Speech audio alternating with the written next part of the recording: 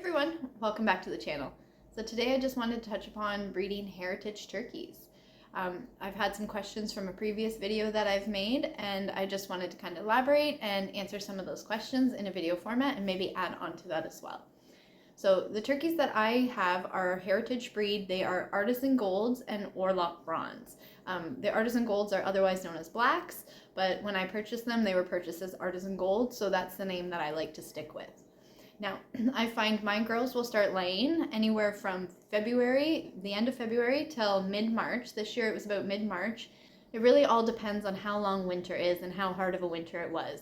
The girls won't start laying until their bodies basically tell them it's spring and that their babies are going to be safe from the winter weather. So I find that normally will start about the end of February, early March. Depending on the heritage breed turkey that you have, once they start laying, they can drop anywhere from 45 to well over 100 eggs. And these can be collected daily. You don't always have to use them for incubation if you're not interested in breeding your turkeys. You can also eat them just like a regular chicken egg. There's nothing wrong with that.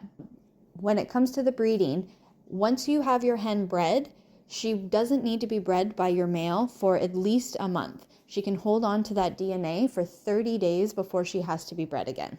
The more you let her be bred, the better chances you have of having fertilized eggs, but really once she gets that DNA inside of her, she's going to hold on to that for a long time. So when I see my hens starting to become receptive and allowing the toms to breed them, because that is how it works, the hen has to drop down as you see here and allow the tom to mount her.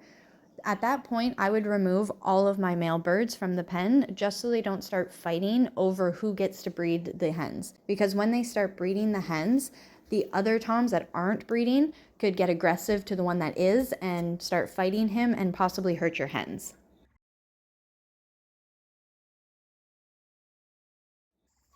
So you can have as many males as you like in your flock, but your hens will always choose the more dominant tom to breed with. They don't always breed with every single tom that you have. It's actually up to them. They choose which one they want to breed and when they want to breed by being receptive and dropping to the ground.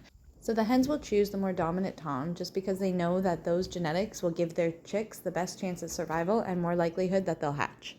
That being said, your hens will still breed with a lesser tom if there's no other options because their egg still needs to be fertilized. One year I actually lost my dominant tom and I only had my lesser tom available, and he did a fabulous job. He stepped up and he bred all 13 of my hens, so it could still be possible to breed your hens with a lesser tom. Now, it's not uncommon for your hens to display male-like behavior where they puff up, they spit, they drum, and they're just basically inserting their dominancy and showing a little bit more aggression than they normally would just because there is no males present inside of the coop. So turkey hens are notorious for just running off and trying to hide at this time of year. Sometimes they'll disappear for a couple days and you won't know where they went, and then one day you'll just find them and they'll have a bunch of eggs underneath them and they'll be nesting in the most random places. In the past years, I've found them underneath my porch, I found them behind my shed, I found them behind the coop, I found them in different brush piles along the property. So now I like to keep them contained inside of their coop and their run area so I could find their eggs and I know where they are and I can make sure they're safe. So during this time when they are locked up, they still have access to their outdoor coop where they can sit on their roost, they can walk around, I throw them some pellets, they can eat, they can do everything they need to do. But I do also have the option of the indoor coop area where I build their nesting boxes and I make little private cubbies so that they can feel safe and comfortable when they are laying their eggs. Now, when it comes to broody hens, you definitely can have a broody turkey hen, and she can be broody within her first year. I've had several hens that will go around and steal other turkeys' eggs, even chicken eggs, and just try to nest them, even to the point where I had 3 turkeys trying to nest the same clutch of eggs. But on the other hand, you can also get some hens that don't have any interest in laying on their eggs, and they just want to drop and go. So my girls also have a meta box inside of their outdoor run area, just in case something happens to one of my hens during the breeding process or anything like that. I can put them inside of that box, give them their food, their water, and their time to heal away from the actual flock so that nobody actually picks on her. Now, it is important to have the meta coop inside the coop with the actual hens just so that they can see the turkey and make sure that they still know she's part of the flock even though she's semi-separated, so that when she does get reintroduced, they don't just pick on her more. So with my turkeys, I like to single stage incubate. So single stage incubation is basically where you collect your eggs for a certain amount of days, but you put them in the incubator all at the same time so they hatch all at the same time. Now, last year this worked really well for me. They say you could go to about 10 days to 2 weeks, but I like to do it between 5 and 7 days. So I'll collect the eggs from my hens for about 5 to 7 days, and on the 7th day, I'll mark them with the date that I put them in the incubator, and they should hatch out 28 days from that day. Now, you still want to put them on a no turn 3 days before they hatch. And this is at a 60% humidity and 99.9 degrees inside of that incubator. After 28 days, your chicks are going to start to hatch, and you want to leave them in that incubator for at least a day just to make sure that they all hatch on time and there's no cold air coming in and out. The humidity stays the same and the heat. But it's going to be really hard. I know it's tough for me. I always want to just check on them and see how they're doing, but it's best just to leave them in there for the day just to dry out and get their legs underneath them.